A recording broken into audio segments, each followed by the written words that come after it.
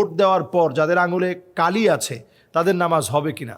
এই যে কালি যেটা লেগে থাকে, এটা আসলে নামাজ না হওয়ার ক্ষেত্রে, নামাজ বা সলাৎ না হওয়ার ক্ষেত্রে যে শর্তগুলো রয়েছে এর মধ্যে যদি এমন দাগ হয় যে দাগটা এত গাঢ় এত গভীর, যে দাগের কারণে যেমন নেল পালিশ, এটার ভিতরে পানি ঢুকতে পারে না, কিন্তু এইটা যেটা এটা খুবই হালকা, এটার ভিতরে পানি ঢুকে, কাজে এটা নামাজের কোনো ক্ষতি করবে না।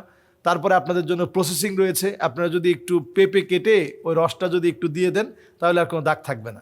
এই যে কোনো দাগ নেই, দাগ কিন্তু চলে যাবে, একেবারে পরিষ্কারভাবে দাগ চলে যাবে। একটু পেঁপে, আপনি পেঁপের রসটা এখানে দিয়ে দিলে দাগটা চলে যাবে।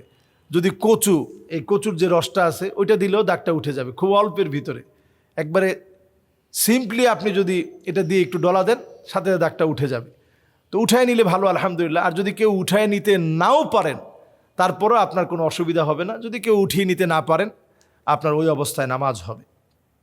এরপর আরেক ভাই প্রশ্ন করেছেন যে বর্তমান বিএনপি ক্ষমতায় এসেছে, তাদের কাছে আসলে আমাদের দাবি কি হতে পারে, ন্যায় ইনসাফের জন্য তারা কতটুকুন কাজ করবে।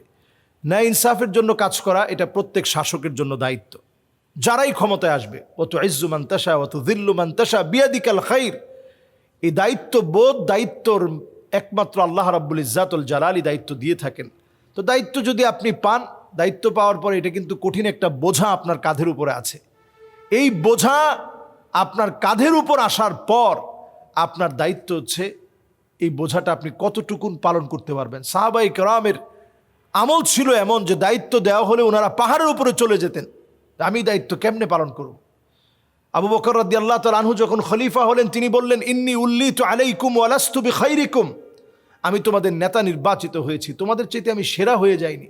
হযরত ওমর রাদিয়াল্লাহু তাআলা আনহু যখন খলিফা হলেন তিনি একই কথা বললেন এবং বললেন, যদি আমি সঠিক কিছু করি তাহলে আমাকে তোমরা সহযোগিতা করবা, আর যদি মন্দ কিছু করি তাহলে তোমরা আমাকে অবশ্যই শুধরে দিবা।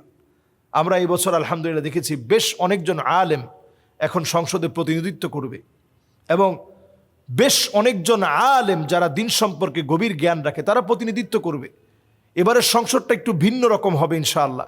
আমরা দেখেছি যে আলহামদুলিল্লাহ মানুষের মধ্যে কেমন যেন একটা হৃদ্যতা, ভালোবাসা দিন দিন বাড়ছে। রাজনৈতিক প্রতিহিংসা এখন মানুষের মধ্য থেকে কমে যাচ্ছে। এটা আমাদের চাওয়া পাওয়া ছিল।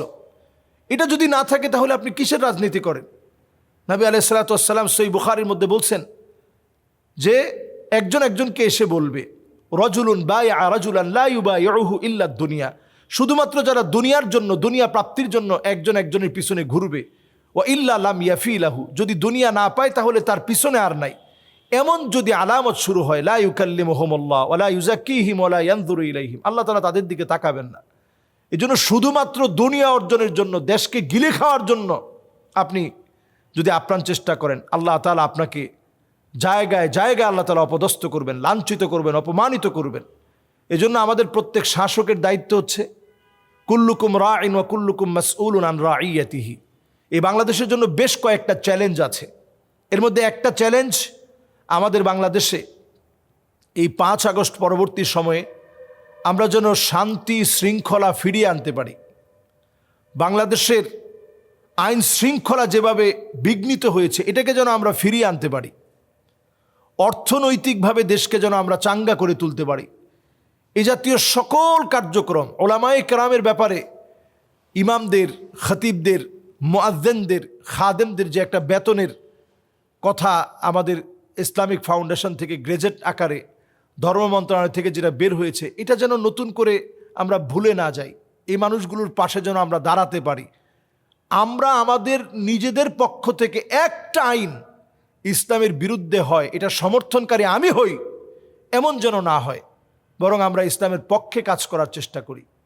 এই কাজগুলো যদি আগামী দিনে যদি হয় তাহলে দেশটা অনেক দূরে এগিয়ে যাবে এবং সম্ভাবনার দ্বার উন্মুক্ত হবে। আর যদি আমরা ব্যর্থ হই তাহলে অনেক বড় বড় আযাব নেমে আসবে। ইস্তিগফাফাম বিদ্দাম, চতুর্দিকে রক্তপাত হবে, গ্যানোসাইড হবে।